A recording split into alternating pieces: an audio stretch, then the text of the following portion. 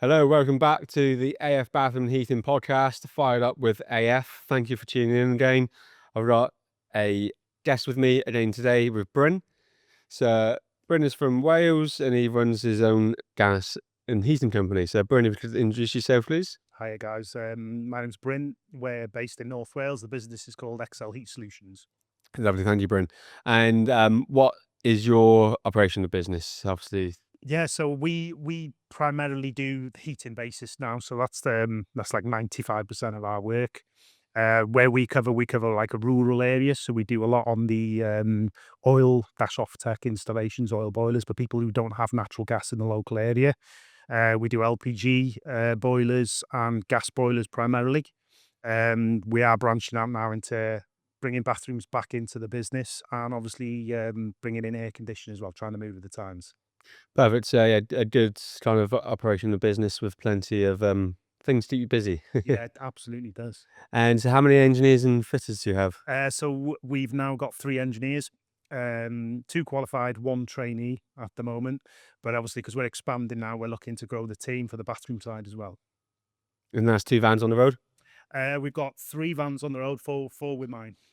Yeah. I've just seen one of your new ones that you put throw up, so yeah, that's looking nice. Yeah, well, we went through a whole new rebrand as well, so the color changes and everything. We were known in the area for being a green vans, the bamboo green vans. So we've rebranded now, so it's all white and red vans now. You can't miss us. Perfect, always good to stand out. So great. Obviously, we'll dive a bit more into your business in a minute. So just a few things that we've got on going on our business. So our showroom is now open. So we opened on Monday the 7th of July, and it's been great to have some people coming through the door. So if you are thinking about having your bathroom or kitchen done, then please pop in and come in and have a look. We are having a open day event on Saturday the 16th of August. So we have lots of special offers, prizes and competitions on the day. We also have 10% off. So please pop in and have a look at what you might like. And we're also, if you haven't seen, running a free bathroom suite to give away. All you've got to do is go onto our socials, Facebook or Instagram, and tag 3 friends, like the page, and you're entered into the competition to be drawn. Also, all of our competition is below. We'll also have our new address for the showroom listed below. So if you wanted to have a look, then please pop on the description below. So, Bryn, back to yourself then. So what made you start, well, first of all, what made you start getting into the boiler industry? And then also what led you into your own company at the same time? Yeah, so you basically want to know how I became a plumbing and heating engineer. Yeah. Okay, so a bit of a I don't know. I was quite old getting into the boiler game, so I didn't start my apprenticeship till I was 25. So my daughter will probably shout at me for saying this now. So I used to do psychiatric nursing before I actually become a heating engineer. Didn't pass my exams in university because I liked the beer a bit too much. So I never qualified as a psychiatric nurse. And my girlfriend at the time got pregnant. So I realized, you know what, I need to do something here about my career, thinking about my daughter in the future. So a friend of mine who was a local plumbing and heating engineer in the area, who I used to train with in the gym, said to me, well, I'm looking for an apprentice, Bryn. I can take you on if you want me to offer you that post. And that's what we did. So that's how I started at the ripe old age of 25. So you've been in the industry for 5 years then? Very flattering. Very flattering. Yeah, so it'll be 20 years this year. So my daughter was actually born, or 19 years it'll be. My daughter was actually born the month after I started my apprenticeship. So it was tough times, but Yeah. definitely worth it. Definitely worth it. Yeah, it's always a long time game when you do something like that, especially starting late. But yeah, it's nice to look back on the journey sometimes and realize the kind of route and the way you've come Yeah, to kind of where you are now. it wasn't really highlighted to me in school as well that that would potentially be an option. So obviously, hindsight now, like you were just mentioning there, when I look back now, if I'd have actually had the option, or it had been pushed forward for me to maybe go down the apprenticeship, down the trade route at 16, I'd be where I am today 10 years sooner. So it's a great career option for people looking at doing it in the future. Yeah, there's a lot more incentives out there for apprenticeships at the minute, isn't there? But it's just going into the apprentice side of things, there's not many coming through at the same time as there. So the industry is busy, and we all know the competition that we face on the market in terms of what we're selling. Yeah. But obviously to bring fresh faces through, This is well, I actually saw a stats somewhere. I think it was on Google or something popped up on Facebook. They were saying the average age of tradesmen now is 55 years. For every 50 that are retiring, only 7 are going back. New people are coming into the trade. So it's a dying trade and something that the government really need to be helping. Well, yeah, it's going to be stuck in a minute when, people are busy as it is. So it's, yeah, it's a difficult one to bring through. And, the kids that are coming through, some of them are always engaged in kind of the career of what they want to do. That they're still thinking that they're going to be YouTubers or TikTokers and social media influencers. Absolutely. Yeah, to find someone who wants to be a plumber, Yeah. who wants to be a bathroom fitter, gas engineer, It's not any trade. No, it's not no. fashionable. Who wants to get their hands dirty? No. I mean, we don't anymore, which is nice. No, we don't. Which is great. But we've done a lot of hard work to Absolutely. get to the point. Well, So 19 years for me. yeah, So long period of time. Long period of time. but you certainly get out what you put in, don't you? Absolutely, absolutely. The benefits of running your own business is the hard work that you put in, you reap the rewards, basically. Yeah. So yeah, I wish I'd have gone self-employed a lot sooner. So how long have you been self-employed? So the business has been running now for 10 years. So this is my 10th year. It'll be the 11th year on 8th of September, I believe. So don't remember the date.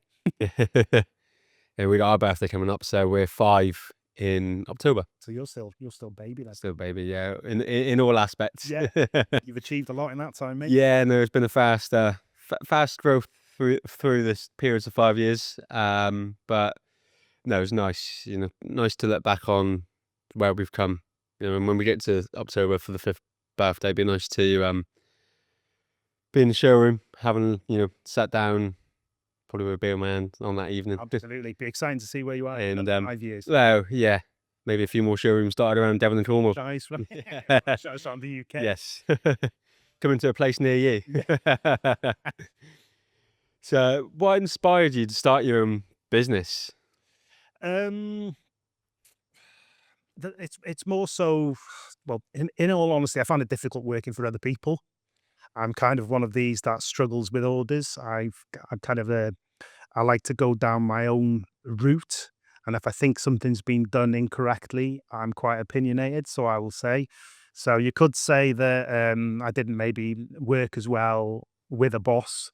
So I thought, right, okay, I don't agree with how things are being run. Let's go and have a go doing it myself. So that was the main option. It's quite a scary leap for us to take as well. When you go from being employed, and I think everybody's gone down this route who has become self-employed, the actual leap or to actually take action and start down that route was very scary because you don't know what to expect.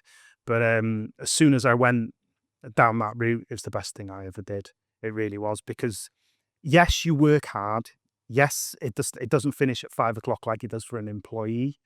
You have to continue working in the evening, but the ability to be able to pick and choose who I work for, not that I really turn many people down in all honesty, but the choice is there to do that. I can choose which jobs I want, where I want to work, when I want my holidays, how much time I want to take off with my family.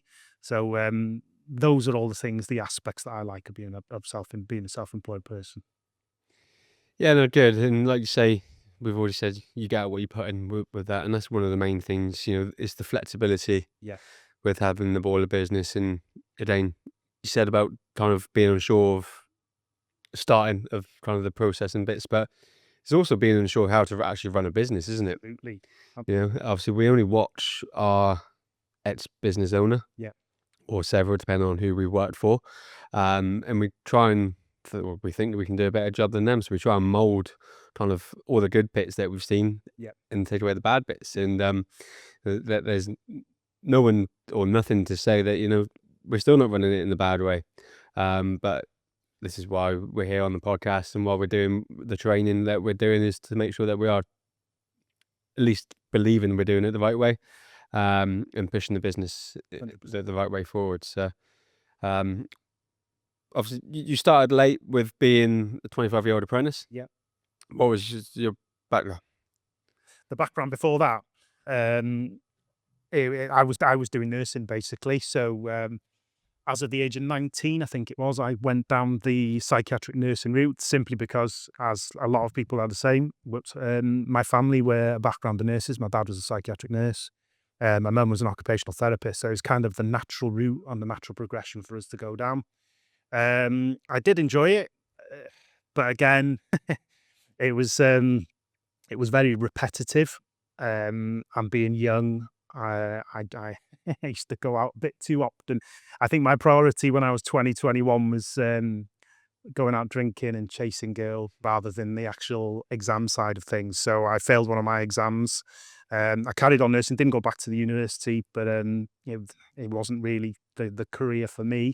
So I was looking for a change, and thanks to Lee Jones of CL Jones, he's not working now. He offered me the apprenticeship, so it's thanks to him I am where I am today, basically. Do you remember your first job that you done I for? do remember Yeah. my first job. My first job was in an old castle. I won't obviously say the addresses. It was getting refurbed. Um, I remember the bath was the bath then was 6.5 grand. The gentleman was putting taps on it, which were like £700. But that opened my eyes. I think the kitchen that they were installed was about 110,000. And this is like 20 Blimey. years ago. So it was a hell of a first job to Yeah, some go on. so some job to start Oh, off. wow. I think the wallpaper they were putting on the wall was 650 quid a wall. So you can imagine this, it was amazing. It was amazing to see it go from being a derelict or almost derelict building to actually being a finished project at the end. Um, and obviously, I learned a lot there from my old boss Lee, because he was so professionally, so knowledgeable with regards to system design and so forth.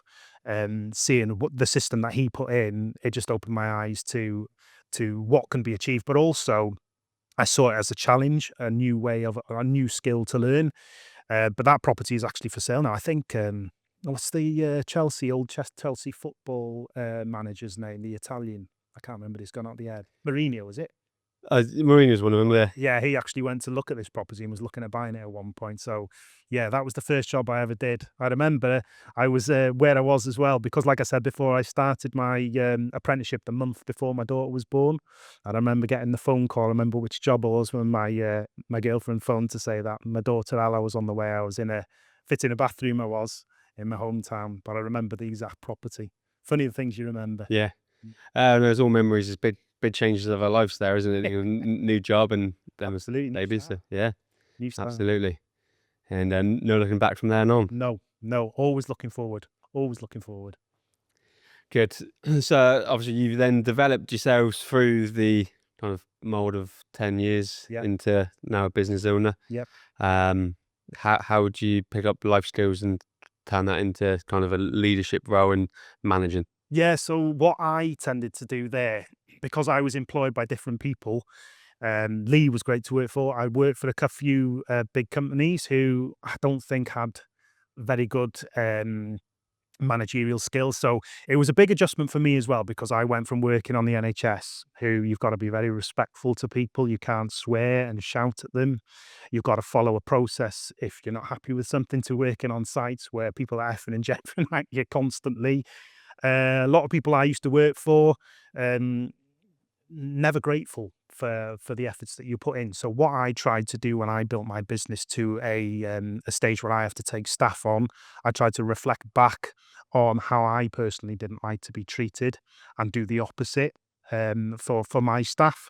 So I think it's I'd like to say the lads that I've got working for me now are happy, but I suppose we'd have to ask them. But yeah, it was a big adjustment for me. So I think I was one of these businesses when you first go self-employed, you kind of take on every job under the sun because you're afraid of not being busy. So we used to do everything from taps and washers to boiler installs, full installs, bathrooms, soil stacks, everything under the sun. The only thing that we didn't do was drainage, and I still refuse to do drainage now to this day. I mean, that's a professional job in itself, drainage, isn't it, really? It is, but I haven't got a strong stomach, so No. I need that there to the lads who want to do that. But the business has changed a lot. I think again, when we start down that path, we're taught how to be plumbers. We're not taught on like how to run the business, how to get the work to coming in, consistent work. That was always something that I found. It was always like peaks and troughs. We're never consistently busy year round. It'd be wintertime, absolutely crazy. Then it would die off. And then you start panicking then, don't you? I haven't got enough work coming in here. And then it'd get busy again. And I think that's how it was for a long period of time. But yeah, I think I'm learning all the time, Another adjustment was obviously coming off the tools. Yeah. That was a big adjustment. So now I'm having to go from being a businessman, a plumber. I'm having to go from being a plumber to becoming a businessman who's concentrating just on running of the business itself now.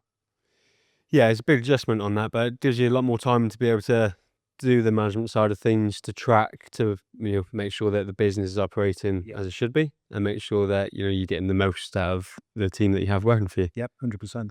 So how would you describe your leadership style? Um, Again, similar approach to you, to be honest. Kind of was with a company for 10 years.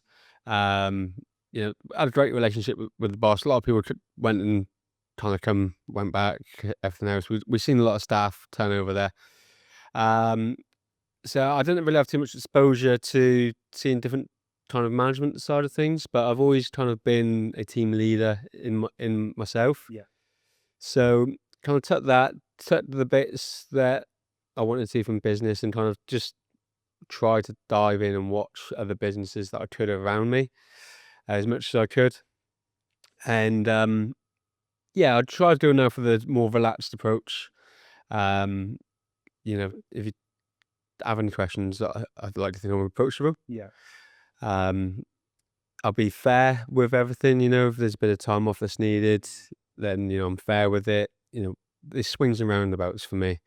I'm not going to sit here and watch all the vans being tracked and make sure that you're on the job till 4:30. Same. At the end of the day, if the job gets done, Yeah. and it's done to the good standard it needs to be done, Mm. I'm happy. Yeah. If we finish a job early and we can get away with getting home, happy days. At the minute, no one's allowed to go home because everyone's in the showroom. So any jobs that finish early, they're being pulled back in. But again, this is all for their own futures. It's giving a bit back to the company. But again, in a couple of months' time, hopefully things will just settle down a bit. So it'll be kind of job and knock, or just catch up on a few final bits if there's any emergencies in, and Yeah. we're kind of back going again. And so, yeah, I think you got to keep it fair. You've got to hold on to your staff, haven't you? Yeah. Give and take. It's so hard to find staff. So when you find good staff, you've got to kind of make sure that they're happy. Absolutely. And if you're on their case all the time and you're micromanaging them, nobody wants that. Absolutely not. It's some staff require it. Yeah. But I try not to find those people, to be honest. Yeah. Pay a bit more, pay good, Well, this is it. look after them. Yeah. Get the people in that can do the job. Yeah. 100%. And There was something there that you said there now resonates with me. There was one company I used to work for, and bar for Lee, I know I keep mentioning Lee, he was great. Bar for him, this other company, I only had one boss, and at the end of each week, he would actually phone me on the way home and say, "Listen, Bryn, thank you so much for your hard work this week." And something so simple as that would mean on the Monday I'd be motivated to do the same thing again for him. But I don't think enough people actually do that within No. the trade. Yeah, there's not enough gratitude there. That there meant that I would give 110% the following week. Whereas if you're a boss that goes round and is like, "Why is it taking so long? Why is this? Why haven't you done that?" All you're doing is demotivating that person, and they'll rebel Yep. against you. Absolutely. You're not going to get anything from them. No, and that's something I learned. And I've now brought in a point system. Yep. So we're on a point-based system where we get points for feedback, for job completion. We're on an online software system, so as long as that's completed, Yep. all the photos uploaded, information's been put on, they'll get points for that.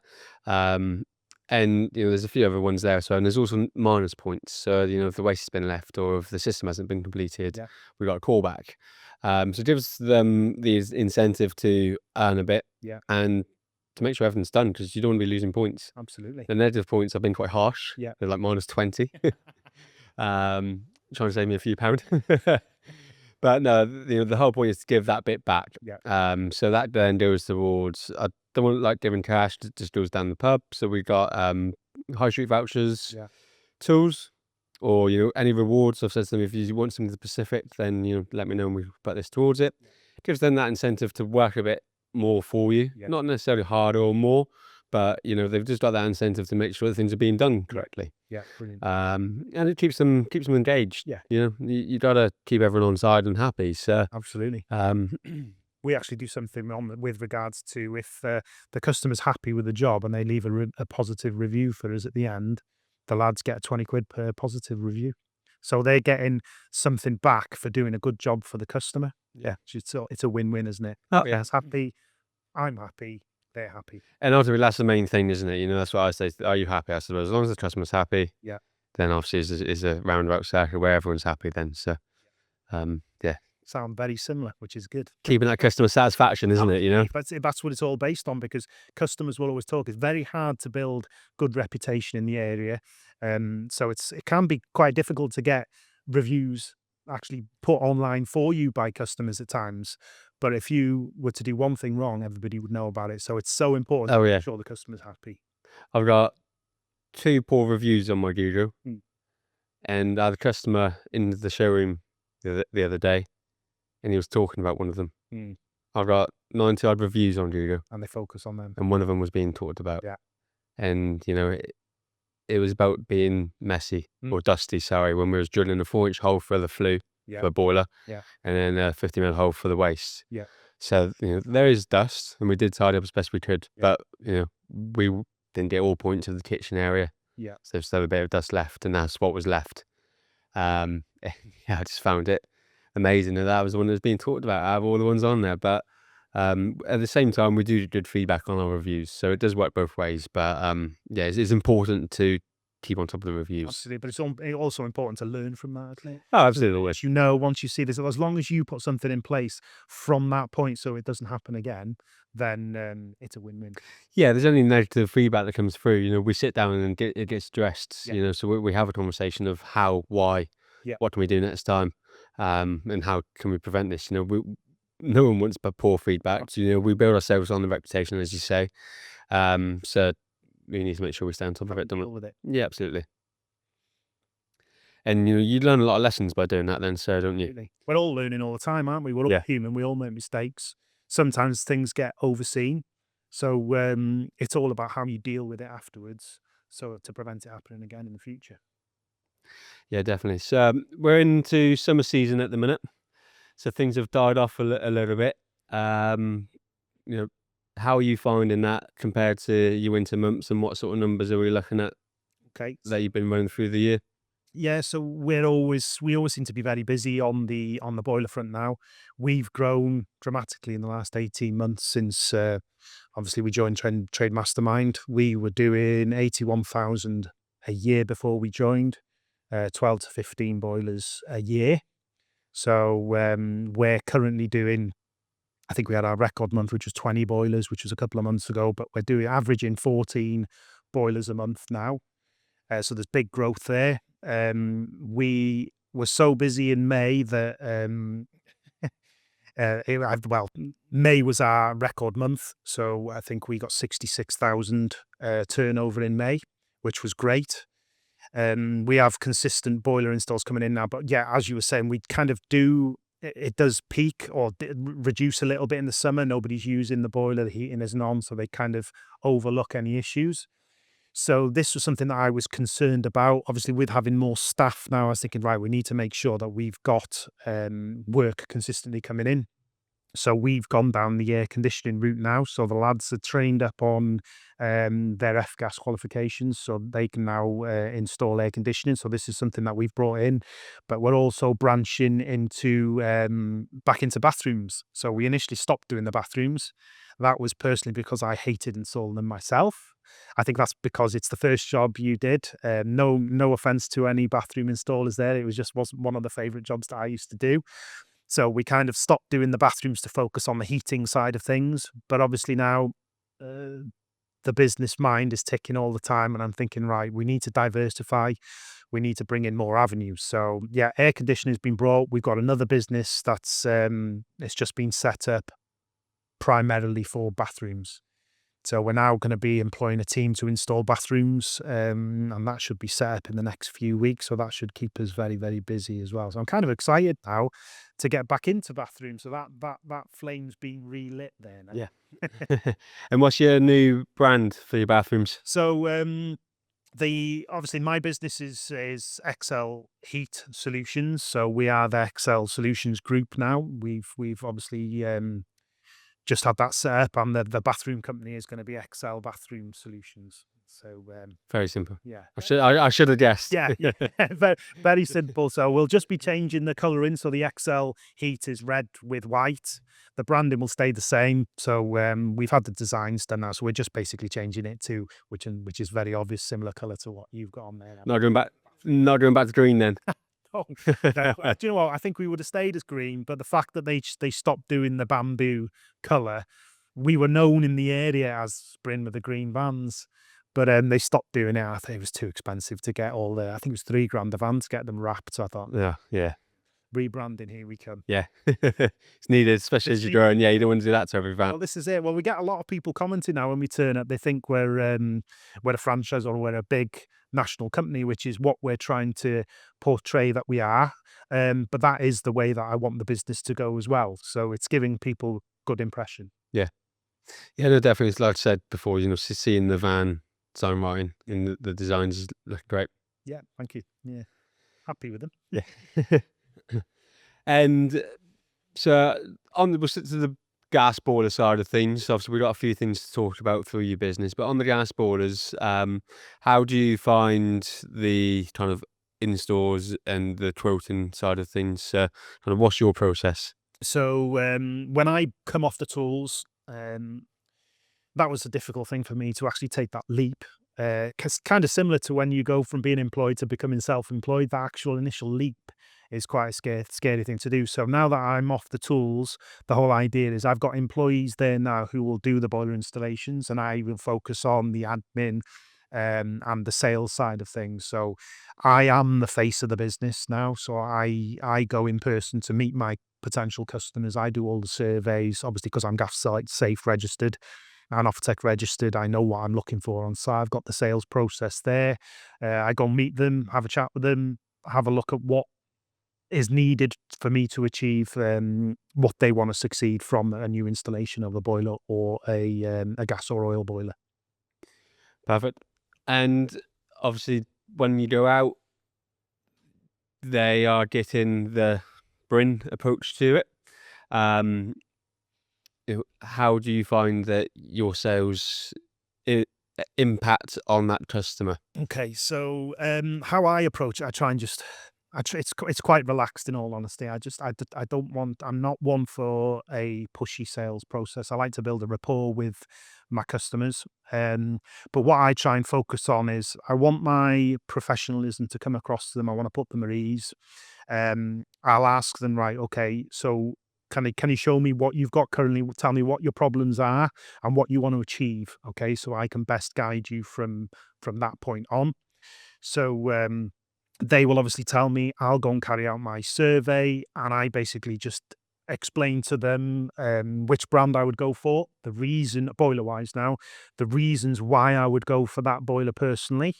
Normally it's based on warranty length, what the after sales care is, because with our business, we pride ourselves on our after sales care. We're not a company that is just interested in numbers, where it's just, well, we need to hit this amount of boilers. We're also like to concentrate on after sales care for the customer, so they've got peace of mind that if they have a boiler installed by us, if they ever did have an issue in the future, or if they wanted the boiler servicing, they can pick up the phone, give us a ring, we'll answer, and we'll be there straight away to resolve any issues, or hopefully to get future custom from them in the future. Perfect. You'd obviously go with the customer, haven't you? I know so many companies that say, no, I'm only fitting this one brand or this brand. And we are heavily on Worcester. Yeah. The Worcester is our brand that we recommend. Yeah. Again, for the after sales, for the customer service. Yeah. We will fit any other boiler, but I know people that go, no, I'm not touching. I'm not even entertaining the fact I'd rather not do the job. No. That's counterproductive though, isn't it? Yeah, I find it a bit odd, to be honest. Yes, I'm me, totally. If the customer, at the end of the day, the customer's always right.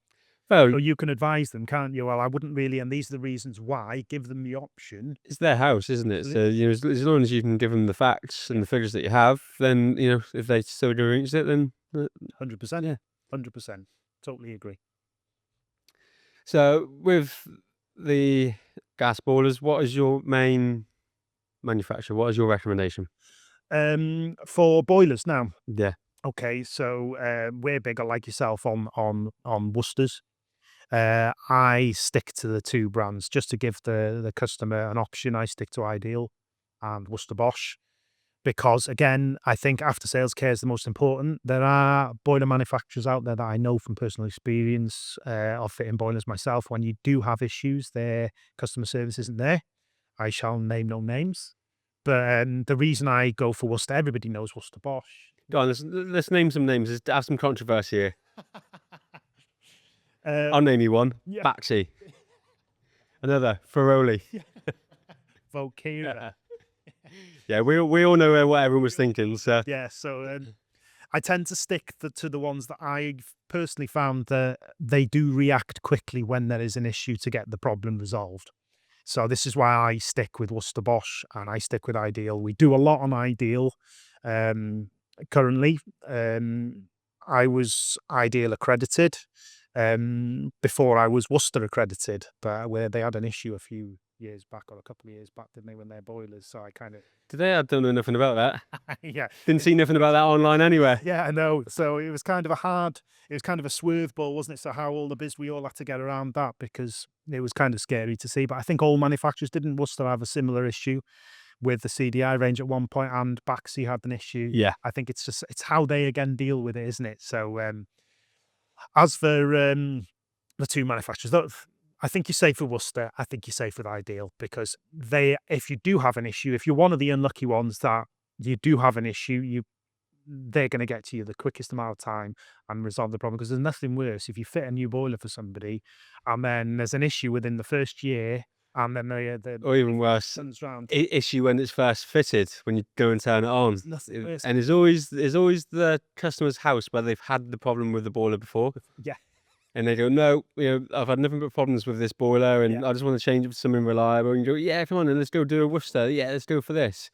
Turn it on, and it's like, oh no, there's a what's going problem on? with a brand new boiler. There'd be nothing worse then than them turning around and saying, "Well, we can't get to you for 7 days." Yeah. No. So I think that's why it gives us as installers a bit of peace of mind that if you've got some of the big names behind you, Yeah, then they've got more engineers that work for them. I think Worcester are the biggest in the UK, Valiant are biggest in Europe. Or am I wrong there? Have Ideal took the top spot off Worcester recently? Ideal's the biggest, or got the highest numbers in the UK market Yeah. of sales. But yeah, I mean, it's all down at the minute. I think we're about 300,000 with 300,000 boilers down Wow. on sales. And that's not to accommodate for air source heat pumps because they're even down. Yeah. So I think there's been like 60,000 sales of air source heat pumps, and we're down 300 sales of boilers Yeah. through the market. Yeah. Over the last 12 months, which is crazy numbers really. Absolutely. Especially when the market is very volatile at the best of times, and with everything going on at the minute. I don't think people know. They're hearing from so many avenues on this is what you should be doing now, and they don't really know what's the best thing to do. So, but what you were saying there about air source heat pumps, I think people are now starting to see. There's a lot of companies out there that are installing them incorrectly. Yep. So there's a lot of negative press there. They are brilliant on new buildings, but they're actually getting installed in properties that aren't actually suitable. Farms and farmhouses and Like 1850s stone built terraces and so forth, and they're not increasing the pipe diameter to get the flow rates up. So they're being installed incorrectly. And the actual scary thing is the talk is that it's going to be the next big PPI claim, isn't it? Yeah, I've heard a lot about that, and I've been saying that myself actually, to be honest. And I would say the exact same to you. I've been approached many times for an air source heat pump. Yeah. And to be honest, I don't think I've fitted, or I haven't fitted any of them. No. Just on the pure simple that just sit down and have an honest conversation with the customer and say that this is where we want it to work. Yeah. This is the work. If you really want to get the efficiency out of it, this is what you kind of need to do. Yeah.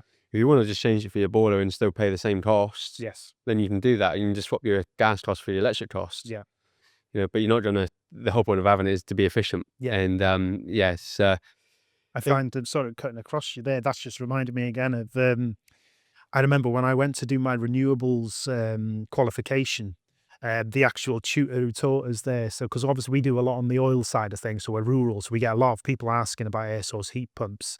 And the way he described it to me with regards to the difference between an oil boiler and a air source heat pump is an oil boiler is a double decker bus, and your air source heat pump is a mini metro.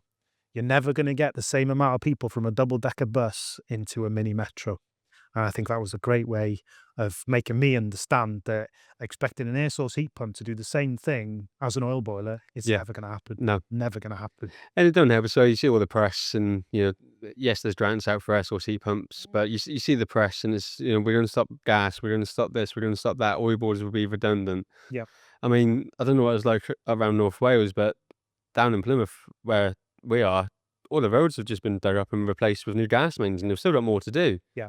I'm not being funny. If you're getting rid of gas in the next 5 years, you're not spending all that money 100%. on Well, replacing the gas mains, are you? this So is it. They've just done it all in the actual estate that we work in now. So all the new boilers as well, they're Yeah. hydrogen ready, aren't they? Yeah. So I don't know. I don't understand why they're pushing these air source heat pumps. Ground source is another matter because you've got set the consistent temperatures then, haven't you? But I don't- air source have got their purpose, but they're least efficient when they're most needed, aren't they? Yeah. This is the problem. This is the problem. Yeah. Hmm. in hindsight, stick to your boilers. Give us a shout. Yeah. Well, one thing that I found, and I'm going to mention it because a lot of people aren't aware of it, is I had a little old lady who phoned us, and she'd had an air source heat pump installed by a local company that had been sold after the installation. She'd paid £27,000 for this installation, lived in a big house. It wasn't installed correctly, incorrect pipework sizes, no insulation on the boiler, on the air source heat, on the pipework for the air source heat pump. It was freezing up constantly. She had nothing but problems with it for the 10 months it was working. After 10 months, it stopped working. She couldn't get anybody out because obviously the company had sold now. When somebody eventually did come out, the unit was broken, so it couldn't be replaced. It was obsolete. So she then had to go back. She goes, right, I've had enough of this. I've spent all this money. It's never worked. I'm going to go and put an oil boiler back in. So a local company, wasn't us, because we got asked to go back there afterwards, put in an oil tank and a combi boiler back in for her, which cost her an additional £10,000. And when this was registered with building regulations, she then got a notification telling her, because you've gone from an air source heat pump back to an oil boiler, we want our £7,500 money back from the air source heat pump, please. So it's cost over £40,000 for that installation. So this is something that a lot of companies aren't making people aware of, is the fact that if you're having the bus grant, and then if you go back to oil because you're not happy with the installation, you potentially will have to pay that I didn't know that. £7 back. No, that's interesting. Yeah, I didn't know that. That's yeah, big whack. It is. Yeah. It is, especially for somebody who's retired and they've had to pay that because they're being told. I think she said to me, she goes, in the 10 months, her electricity bill was £10,000. So again, that again would have been on the installers because it hadn't been installed correctly. But what was she supposed to do after the business has been sold? Because the new owners weren't interested in To be taking. fair, I mean, the liability still lays with that new business, doesn't it? It does. So theoretically, she does have a claim Yeah. for that Yeah. with the new business. I'll have to find out now what she Um, decided to do, because I believe she did. She was going to go down that route, or she was looking at it. But that I learned something new there as well myself. yeah, scary stuff. That is scary. Yeah. So with oil tanks and oil boilers, obviously, it's a completely different ball game to natural gas. Yeah. So yeah, it'd be nice for you to share a bit of kind of knowledge from that with our customers on the Yeah. podcast here. So We've got into it ourselves. So I've done it for the last kind of 10, 15 years, and we've just got one of the engineers trained up on oil. So we're still kind of adapting and learning as we go. Yeah. So yeah, obviously with yourself being on it for 20 years, it's been nice to see a bit more experience and knowledge Yeah. being talked about. Yeah. So I love the oil side of things. For me, so when I go to a property, like we're based in St Asaph, so we've got a lot of rural areas where in North Wales. So a lot of people don't have the option of natural gas, and so they've got two options basically. They could go for an LPG boiler, or they can go for an oil boiler. So what I tend to do is I give them the option. These are the benefits of both options. So what you tend to find is an LPG installation is going to be a lot cheaper to install Yep. initially than oil, but the actual running costs are going to be a lot higher. So it kind of depends on, is the property or is the customer looking at potentially renting out the property where they're not going to have to take into account the costs of running each month, or is it for their own home? So what we find is if it's a landlord, they would want to normally go for an LPG route. If it was somebody living rurally, they normally go for the oil. Yes, the outlay is more because you've got to buy. To give you an example, what's a Worcester combi would cost you about 3.5 grand now, wouldn't it, for an internal combi to buy just the boiler? Yeah, plus the VAT, I think. Yeah. So then you've got multiple parts on top. And then if you haven't got a tank, you've got an oil tank. It's going to cost you about 2.5 grand to get fitted with a base now. So the outlay is initially a lot more than what a gas boiler would be, but the running costs are a lot lower. They're a lot more efficient, I find. And the hot water supply on a Worcester car is brilliant, really, really good. So the things that we have to take into account now, if the house hasn't got oil there currently, we have to look for, the first thing is going to be, or the most important thing is, where we're going to put the tank. So we've got distances that we have to make sure that we, I'm Offtech registered, and I know yourself are. So Offtech are basically the guides on where the tank can be installed. So any new tank installation now has to be a bunded tank, which is a tank within a tank. Basically, the bund is 110% or 10% larger than the actual internal tank. So if the internal tank was to split, then the external tank can hold the whole amount of oil within that tank itself. So you would have to obviously think, are you in an area next to a spring? Have you got any drains nearby? Having the bunded tank obviously eradicates any potential issues there. We have to think then about the base. What are we going to do about a base for the tank? So the base has to be 300 mil wider at all areas around the tank, so it's supported. We then have to think about potential foliage. So any plants building around it, we have to make sure that it's not too close to any plants. If they are, they have to be cut back. Is it close to a non-fire rated boundary? Are we close to an opening on a building? Are we close to an eave? So there's a lot that we've got to follow. There's a lot to look at when we initially go and look at a potential oil install. We also then have to think about the oil line. Okay, how are we going to get the oil from 20 meters down the garden to where the boiler location is going to be? So we've then got to run an oil line in, which has to then be dug down 450 with 2 inches of sand below, 2 inches of sand above, labels on top so it can be identified. So there's a lot to look at. There is a lot to look at with oil, but I just find it's a bit more of a challenge. I find you've got to use your noggin, as they say, a little bit more to make sure you are Offtech compliant. But I find that once the boiler and everything fires up, I just love it. I'm a bit of a geek like that. And the smell of the oil, okay, you kind of hate it, but love it as well. Yeah. I do. I really do. But I love the old oil boilers. I'm so glad that the government have turned around now and said that they're not going to be banning them for another 10 years. Wasn't it last year they said that, didn't they? They were initially going to be banning them, weren't they? 2025. Yeah. Now going to be leaving it to 2035, I believe, which is But again, thing. these dates always get pushed back, don't they? They do. You know. But another thing which the government aren't telling people is that oil boilers can be converted to biofuel. So I don't know why they're not pushing that more. No. So for anybody out there that wasn't aware of that, maybe look into that as an option in the future.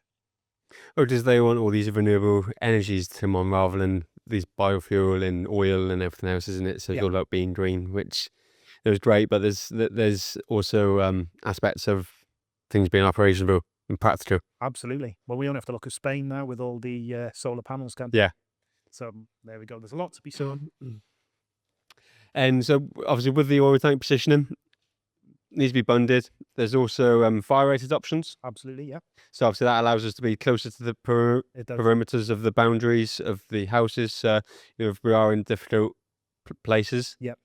access is limited or size is limited. Yep. Obviously, we can have the fire rated tank fitted into Yeah, that so what we position. can do if we haven't got the distances there now, say if you've got a log store, which is within 700 mils to the tank, which is potentially flammable, what we can do is we can get fire rated boards, so they can be put against the store. Those fire rated boards have to be fire rated to between 30 and 60 minutes. That would mean then they have to also go above the tank height by 300 mil and wider. So that then would mean if you can get the distances away from that log store, you can actually put the boards on to the to the required heights. As long as they've got a fire rated time of 60 minutes is what we tend to go for with our business, then you are off to compliant then. And obviously, with the oil, I'll stick to the tanks for the minute, but oil's very, uh, they're tight on the regulations Yep. and things have to be followed. Obviously, they're there to be followed, but there's also a bit of leniency in dark areas when things aren't to current standards as it is. If an oil tank is already installed, Yeah. and we're there fitting a new boiler or just doing work on the system, Yeah. obviously there's nothing that we need to do in terms of moving the tank position or like that, but it's just a matter of filling out paperwork, Yeah. Absolutely. Yeah. sticking a label Yep. on the oil tank, Yep. and then obviously the insurance is invalid on the property as well, isn't it? Which is the main thing. This is it. It's similar to gas, isn't it? In that regard, so if we go to a property and we find something that isn't to current standards or is unsafe, then you obviously write out your warning notices. You get it all labelled, so you're covering yourself. So there are tank risk assessments. So the majority of properties you go to when you're changing the boiler now, you find that they're not to current standards. So you will be obviously you go by what off-text guidelines are. If you find that like we were talking before, if it's too close to the foliage, you just write down the note, you get the customer to sign, stick it on the side, and that obviously covers us. You're giving the customer then the option then, or you're guiding them on what needs to be done to get it to current standards. A lot of the times is not bunded tanks, isn't it? Well, yeah, So yeah, now, and quite often all the plants and trees, everything growing around it. The amount of oil tanks I've seen kind of hidden in the bushes. yeah, Up tight against fences. And I don't think customers generally realise sometimes that their insurance is actually invalid as well. So they just think, oh yeah, it's fine.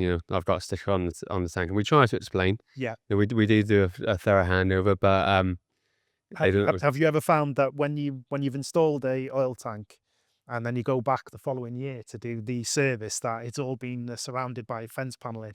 Oh yeah, I think we've all found that out. yeah.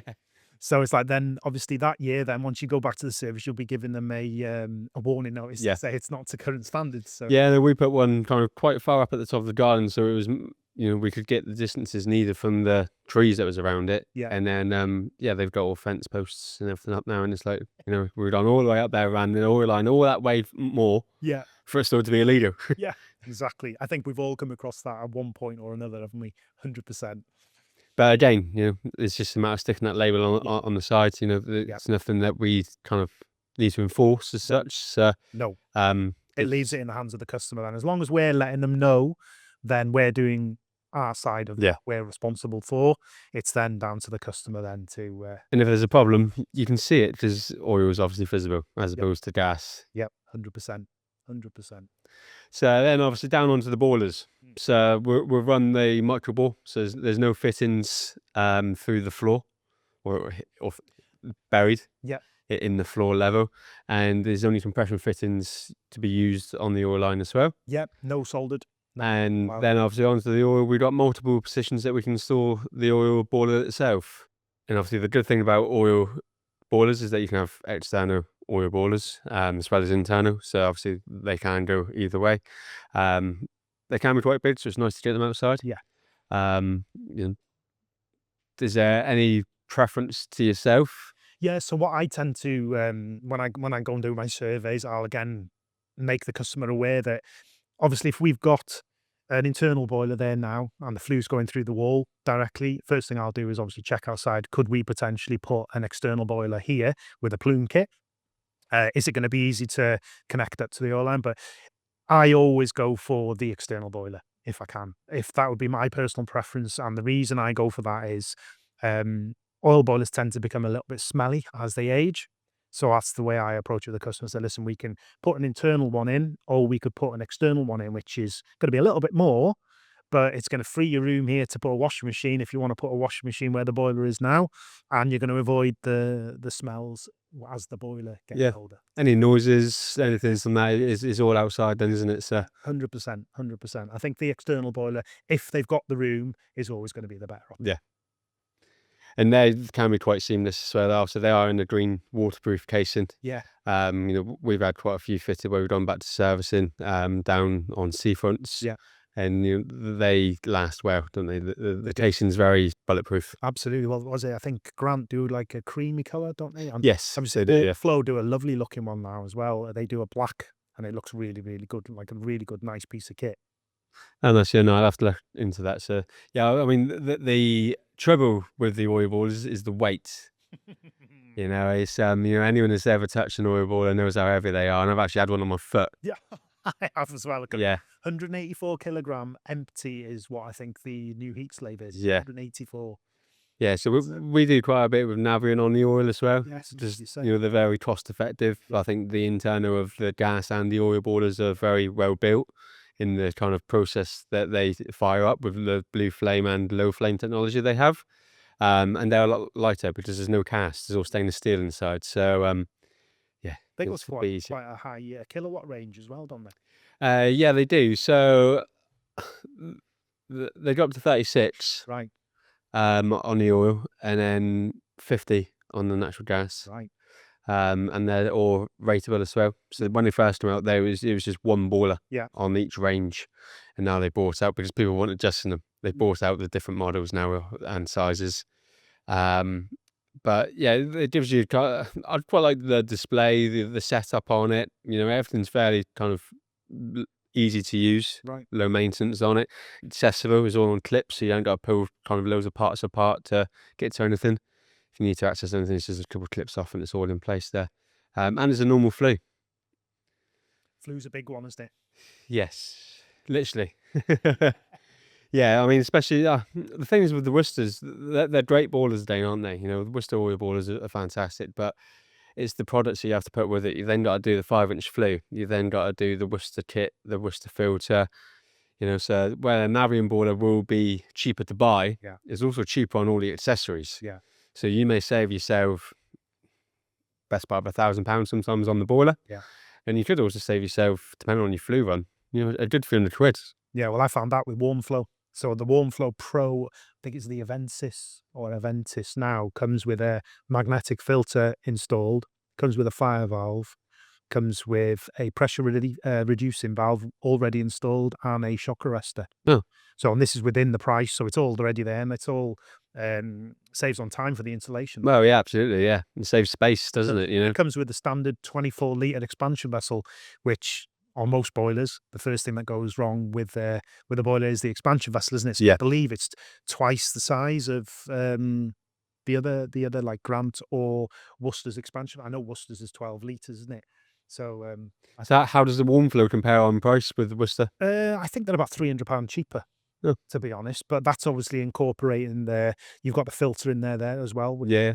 There's 105. 5 out. This is it. Shock arrestor. Shock arrestor, Yeah. fire valve, all these. It's Probably another cost. 300 quid saved there, really, isn't it? It is. Yeah. So I'm really impressed. I'm really impressed with the new Warm Flow range. They also do the air source heat pumps as well, Yeah. and they look like a really modern piece of kit. They Yeah. really do. I'm impressed. I'm going to be installing them in future. I know that much. That's me busy the weekend. Yeah. For researching warm flow. Yeah, they're really good. And I met up with Chris, the rep, and he was showing me all. But yeah, it looks like a really good piece of kit. I just like the fact that everything was in the boiler. It's all tidy, isn't it? It's all kept away. Everything's there. There's no visual, anything that the customer can see and potentially be. Well, no, 'cause let's be honest. Your oil board is below the worktop Yeah. of units either side of it. Where are you putting this filter to? Yeah. It's above the worktop. Helps Is it them gonna be boxing hit? in. Yeah, or hidden and you can't get to it, or is it like around the back of the boiler and it's difficult. So I think it's a very good move Yeah. having everything inside of the boiler. I was really impressed with it. Really impressed with it. I'm gonna look it's the, installer show next week, isn't it? Yes. So I'm gonna go and have a look at everything that I've got there now. I think that's the way to go. I do. And Navian will probably be there as well, won't they? Yeah, I would have thought all manufacturers would be there. So yeah, there'd be a good showcase down there. Because a lot of my competitors, they install Navian more on the oil side of things. Yeah. Don't seem to come across many gas boiler installations, but I'm hearing pretty good stuff there, so I'll have to look into that as well. Yeah, I mean, I do like the gas boilers, to be honest, at the cost. The only thing I dislike about them is the size. Yeah. They are quite bulky Right. and a bit untidy below. That's where the cost kind of comes into it, I Right. think. Yeah. But for the NCB 500 gas boiler, it's got hot water technology, so it preheats at selected times and it learns your usage of hot water. Yeah. And it also, on the 700, delivers the hot water loop. You Right. can do a hot water loop on it. The 500 also 500 and 700 also do so when you're in a boiler in a shower, the shower door's cold when an appliance is used. The Navian boilers they've got an internal TMB on it, Right. so the hot water differential temperature will only ever be 2 degrees. Right. I've got one at home, so when I found out about this after doing some training, Did you install it there yourself, did you? I was straight home and doing I was in the shower, I got my partner, pull the flush. Yeah, and yeah, it works great. Isn't it So funny that that's what most of us tend to do when we want to try something something new out. We always put it on our own house first, don't we? So I've done that with the air conditioning side of things. I think I'm going to try it with with a hybrid system next. The gas boiler is due to be changed soon, so I'm going to look at a hybrid system because I think that's another way to go down. Gas boiler with a small air source heat pump. yeah, and I think with doing it on your own property, you can actually learn the controls, learn the product a bit more, and it just gives you a bit more knowledge into kind of that um, product that you're trying to sell. I think what I did when I bought the house I was in now, it's about 8 years ago now, and then I was looking into, I'm gonna say the dreaded name, and I know people are gonna give me flack about this who listen to this, I'd never installed Alpha. That's a good thing. Yeah. That goes with the names that we mentioned earlier. Yeah, this is it. So I was like, "Well, I haven't got much experience here with Alpha," and I said to the rep, "Listen, mate," I said, "I'm gonna be putting your boiler in my house. If I have an issue with this boiler and you don't get to me within 24 hours, I won't install one ever again." And do you know what? It hasn't missed a beat. It has not missed a beat. I haven't had one issue with it. It's 8 years old this year, so fair play to Yeah, well, again, with the manufacturer mentioned earlier and many more, yeah, the only thing about that, if there was a problem, you gotta wait 3 to 5 days for the part to be delivered to the merchants because they're not stocked, yeah. and and that's It's a where big thing. you get the cost of the boiler. Yeah, People don't see it. People just see, all right, that's a cheap boiler. I'm just yeah, going to put that in, yeah, and people put it in generally and go, oh, it's a 5-year boiler. I'll buy another one in 5 years. yeah, Well, that's fine, but in 5 years' time when it does break down, or 3 years' time when it does break down, you're not happy, yeah, and you do pay the part, and you do have to wait 5 yeah, days, and then you forget that it was a 5-year boiler because yeah. then in 6 years when it does break down again, and you spend another £500 on it, you spend the money on it. This is it. So Yeah, 'cause the inconvenience, isn't it? You've yeah, gotta get somebody there. There's not gonna be any hot water through the day. So it's, yeah, it's you're never gonna be happy if a boiler only lasts for 5 years, and no, sure as hell ain't gonna be happy when it's 2 days before Christmas or whatever, and your boiler breaks down, and they can't get to you until, after Boxing Day. yeah. So, no, It's always Christmas time. it is every time, the week before Christmas, and it's when they're at their most busy, isn't it? Oh yeah. So, yeah. Mhm. So with the oil side, is there any kind of fire regulations that we need to bear in mind? The most important one is obviously your oil tank's location because you've got to be 1.8 meters away from your eaves, 600 mil away from any foliage that could potentially catch fire, 760 mil away from a boundary, non-fire rated boundary. You've also got to take into consideration the flue from the boiler. It's got to be away 1.8 meters away from the flue.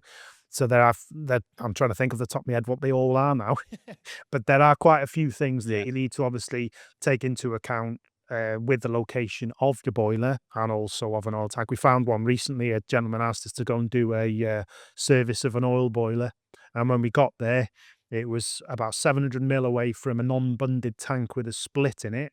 Cool. The boiler was not on a plume, and it was pluming directly onto a non-fire rated boundary, which should have been on a plume kit. The Worcester boilers need 2 meters, I believe, from the plume, so you've got to have 2 meters gap for it to disperse. So everything on it was just absolutely shocking. So big fat sticker on it straight away. They weren't very happy with me, but these guys are all there for a reason, aren't they? Yeah, it's always a difficult one because you never want to leave someone without a working boiler or, any stickers or Yeah. whatever you need to do with the boiler, No. whether it's gas, LPG or oil. But at the same time, if you do leave them with the boiler and something happens in a month's time, it's only you that's getting it. Well, Yeah, this is it. this is our lives, isn't it? This is it. I always find it very difficult because there are people out there that will look for things to do that whole purpose to try and get a sale. Yep. So that's not what we like to do, and I think that people are very aware of that at times. So I just feel like I'm going there as well, and it's causing the customer issue. But it does boil down to, like you said then, it's all about we're the responsible person. We were the last responsible person there. If we found something that isn't to current regulations and is deemed immediately dangerous, like that tank there with a split on it and the boiler being less than a meter away, if that was to split and the boiler was running, then I don't even want to think what No. might happen. So we have to basically do what we're taught to do. We might not like it, but the customers might not like it, but it is a part of the responsibility of the job. Well, that's it. I mean, that's the whole point of having the Offtech sticker. I've got a accreditation meeting coming up, so they'll come out and do an inspection on our company and our assessment on the Offtech itself. So it's very well regulated, and that's the reason why, it's to make sure that things like that don't happen. Absolutely, absolutely. I think our local guy was Niall Plevin Kelly, so he's been out to see us a few times, and we've always had good reviews. So it's That's the main. It's always a worry. Gas, oil, no matter what you do, an inspection and assessment. Yeah. It's it's peace of mind for customers again, though, isn't it? So It they is. know things that we're getting regulated. So it's great when they come out and tell the customer, you know what, you've had a really good install here. It's we all know that we're doing the job correctly. The customer knows. We're all happy. Well, the things with oil as well, you don't actually have to be Offtech registered to register the oil boilers, do you? So don't. This is the thing. So obviously with gas safe, it's by law. If you have to be gas safe Yep. registered to install a gas boiler, it isn't the fact with you have to be competent, but you don't have to be registered with Offtech to install an oil boiler. Which is where, again, there's a lot of leniency around the Offtech, and I have heard by a few different people that Offtech may be dwindling out itself anyway because of this reason. Yeah, I've heard the same. I believe HETAS now are looking at taking in upper qualification for the oil side if they don't already do that. Yeah. I can't remember who I was talking to and they made me aware of that. Yeah, because you don't actually have to be Offtech registered to be oil registered, do you? So you can go through that with HETAS already. Yeah. Nap it, do it. Nap it. There we go. And I think there might be one or two others as well. But yeah, I know my ex company was Nap it registered rather than Offtech because of costs, implications and bits. So, but again, if you have a Nap it sticker on the van, or you showcase a Nap it sticker, people's going to think you're an electrician. Yeah, well, this is it. And not an oil engineer. I think that, it's so people know the Offtech brand, don't they? Like the people used to know Corgi. That's it, yeah. So people it's I still see people now and they still say Corgi. Yeah. I know it's been out for, I think that went out before I started my apprenticeship. It's got to be 15 plus years now. Corgi, it's always been gas safe since I've been here, but I remember the Corgi sticker.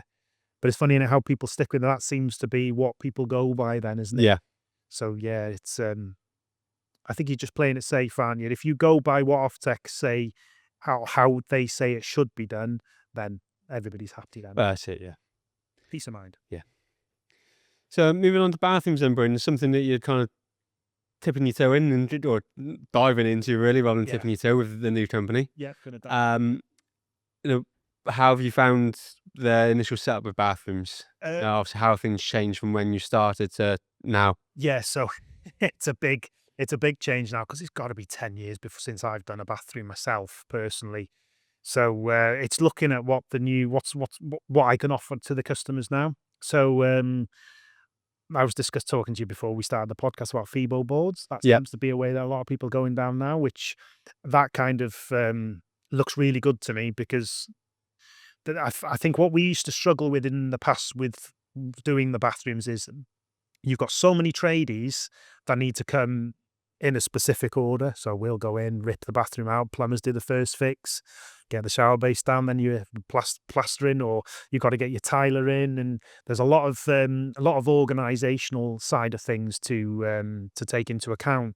So I was looking like, okay, what options do we have to maybe get things a little bit more organized, reduce that man hours, and this is when I've come across the fever board. So I'm doing a lot of research now on what's going to be best for us and our customers, basically what we can offer them to make things run smoothly, so that jobs don't go over. Because obviously, if the job goes over and it's unforeseen, customers then start to get a Uh, little bit unhappy. Jobs always go over on They bathrooms. do, they do, they do. So yeah, we've set up the business there now.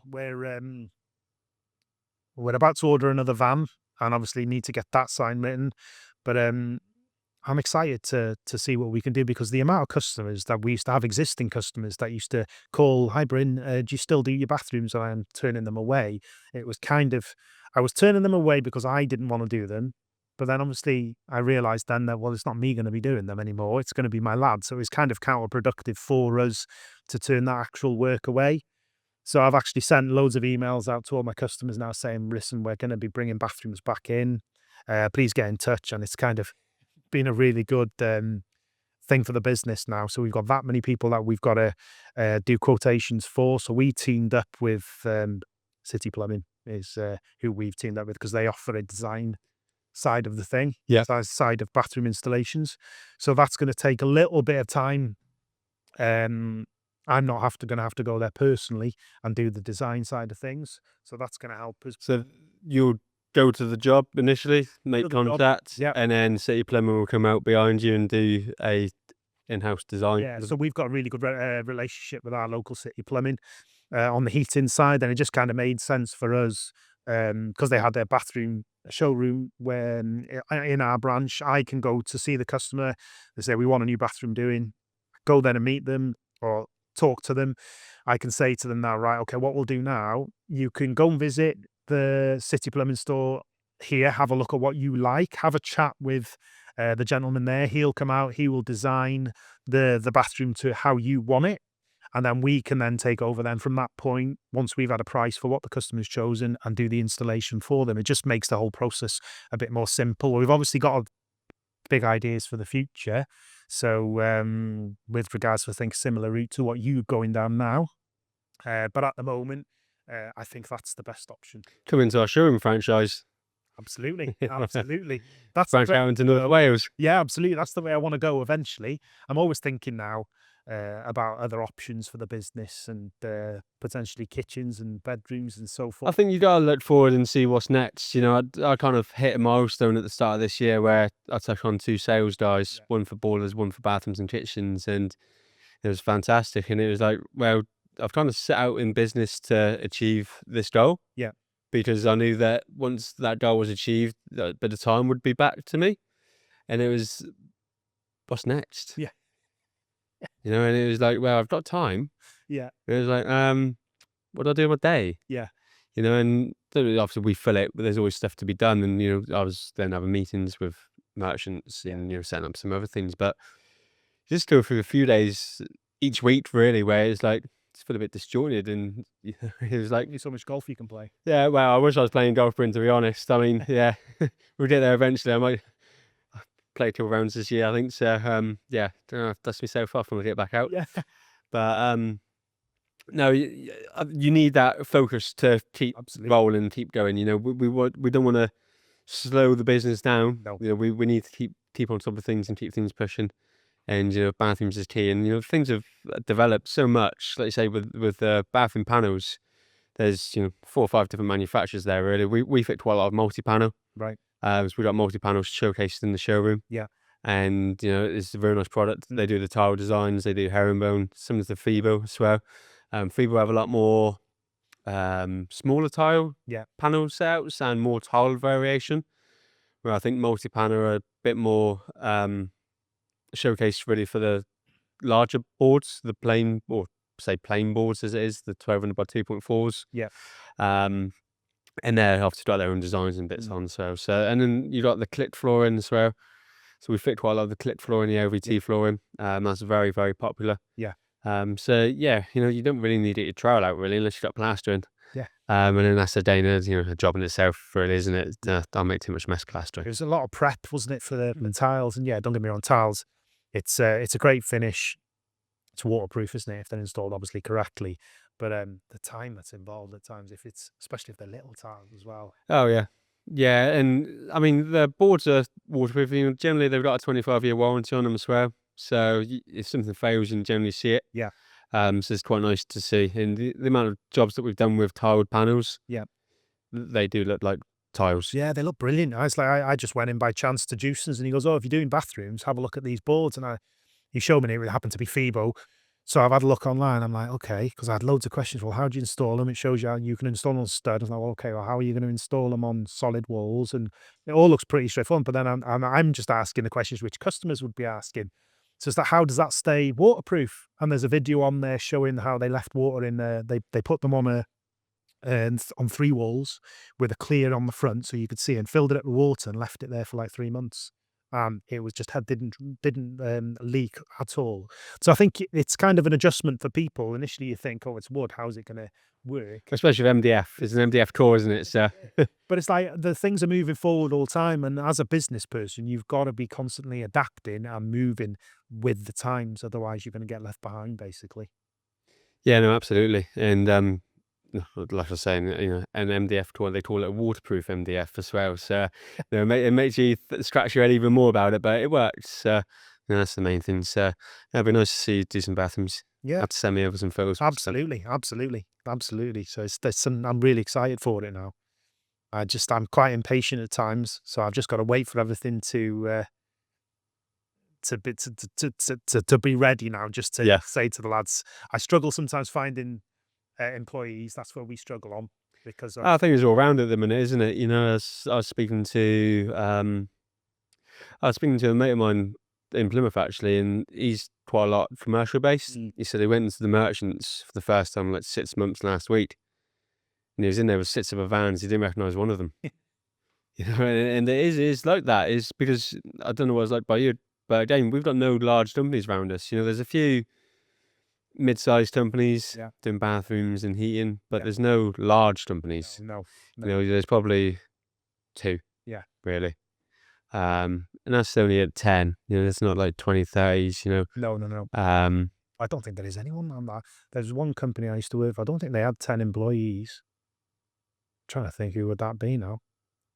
But yeah, no, finding staff is the tough one, isn't it? Oh yeah, that's us. Everyone's gone self-employed, haven't they? So you can't tie anyone in. No. It's just when things go a bit quiet, or they don't. They then realise the paperwork side of things. You get lucky by the off chance sometimes, but it's difficult to find staff. It is. That's I find is the hardest part, to be honest, to find staff, or find staff that work well for the business. Yeah. Basically. They've got to buy into our paths, haven't they, in our vision. Yeah, absolutely. Absolutely. So, Bryn, on to the quick fire round. So, some snappy answers here from you. And we'll have a back to me as well. So, firstly, most underrated tool in your trade? Pipe slice is great. Yeah. What about most underrated tool in your trade? I was going to say multi-tool, but I don't think it's underrated. I just think it's a very good tool. Yeah, that's a great tool. Your favourite type of job? Would you prefer a bid project or a fast turnaround? Fast turnaround. Favorite type of job, big project or fast turnaround for you? Bid project does tend to have a nice finish on it. So, yeah, big one. Yeah. Gas boilers, would you repair or replace? What's your instinct when you first go to? Replace every time. Yeah. Obviously, I'm not. Obviously, not if it's a year old and it's already for money call. But 10-year-old boiler, if I go there and I think it's not feasible, change the boiler straight away. Peace of mind. Gas boilers, repair or replace. What's your instinct? So similar to you, so always look to replace really if we can. I'll have the conversation with the customer if anything's over 10 years old. It's down to them. We've had it quite a few times lately where we've spent kind of quite a lot of money on parts. We've had one in particular, so just off this, where we've spent £800 on parts fan PCB. It wasn't in for well, it wasn't being used for 3 years. No. So everything was just fault code, Yeah. fault code. So yeah. Yeah, makes sense. Bathroom trends, timeless or trendy? I'd have to go timeless. I think the reason being, most people want a bathroom design that's going to last for multiple years. They don't want to be doing something that's going to be fashionable for 2 years and then think, "Oh God, I'm not in the trend here now. Let's pay to get something else done." So I think if you stick to something that's timeless, you're going to get your money out of that installation. If you do a good job, though, they come back to you in 2 years' time. Yeah, this is it. This is it. I put myself out weird here now. Bathroom trends, timeless or trendy? What sells better for you? Trendy for me. In terms of sales, I think we're kind of half and half. Maybe even more towards timeless on sales. Yeah. Because it is an expense, people don't want to be doing it in 2 years' time, like you say. But it's nice to do the trendy stuff at the same Yeah, I time. think if it was me choosing from my own personal house, I'd always go trendy. That's just what I like. I think the majority of the customers I have, I think they want a bathroom that's, if they get done now, in 10 years' time, is still going to look like it's only done a couple of years before. Yeah. What's the biggest customer misconception you hear all the time? The biggest misconception is, oh, gas boilers and oil boilers are going to be banned next year, aren't they? Yes. That's the biggest one for me. I hear that all the time. And is this as if they're going to be banned and removed from your Rem- property? Yeah, or you won't be allowed to install gas boilers as of next year, will you? And it's like, no, that's only on new build Yes. properties.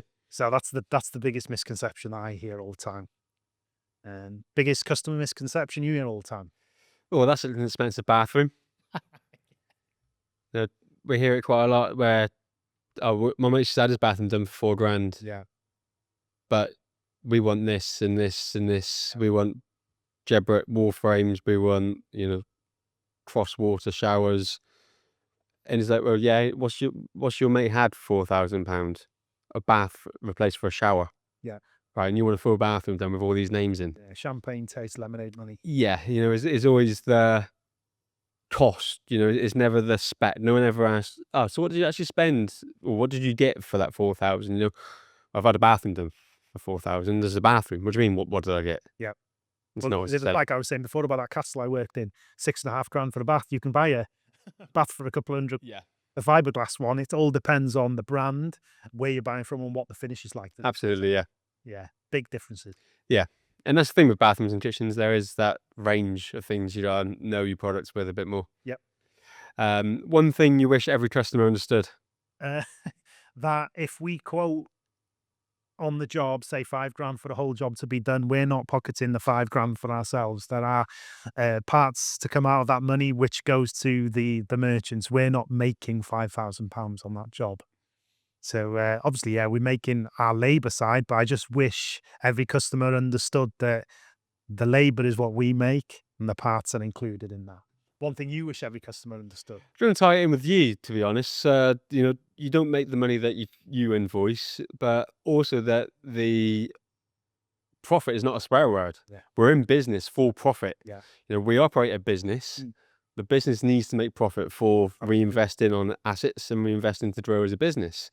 When we go up against jobs sometimes, and they're very, very cheap, and they're just covering the wage. Yeah. Absolutely fine. If you want to run a business like that, absolutely fine. We can't. No. And some people think that that's the way that every business should be run. Yeah. But then, as soon as you go out of business in a week's time, they're the first to go, "Oh, that's a shame. What's he done out of business for?" Well, because you've put us out of Yeah, business. 100%. And people don't. They're just so blasé with things. I don't think they're aware of obviously what it costs to actually run a business when you've got multiple people working for your vans, especially now national insurance. I had the shock of Yeah. life of what national insurance bills I'm getting per employee now. I don't think people are aware of that. And yeah, fair enough. I don't really look too much. Yeah, I wish I Yeah. looked, to be honest with you. But no, it's quite scary at times. DIY disasters. Have you seen anything lately? I think the worst one I saw was, it wasn't a DIY as such. I can show you the picture of this. Customer asked me to come and move a boiler. They had a builder put an extension on for them, and they said, "We need the boiler replacing and removing, please." So this extension had been built now, roof on, windows in. When I turned up there, I went into this room. I could hear the boiler running, and there it was, this boiler mounted on breeze blocks underneath the boiler, flue pointing towards a non-openable window. It had a piece of rope tied around the joist on the roof, holding the boilers so it wouldn't move. My jaw just hit the floor. I was like, how long's that been like that? And it'd been like that for 6 months since the builder had left it like that, running. So I was like, you do realise how lucky you've been. It had been running like that, not attached to anything, no flue going outside. I've got the picture. I'll send you the picture so that you can add it onto this if needs be. But that was the worst DIY disaster I've ever seen. That It's is, like yeah, bomb waiting to happen. That was wow, that's crazy.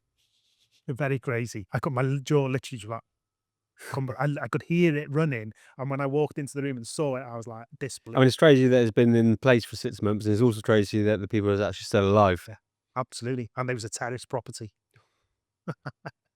So yeah, the things you see at times is shocking. It really is. DIY disasters. Have you seen any lately?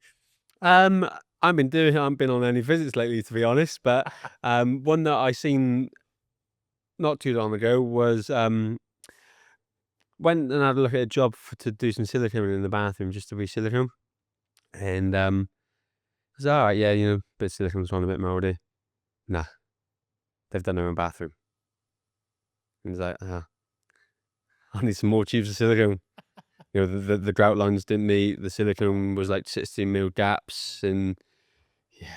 Yeah.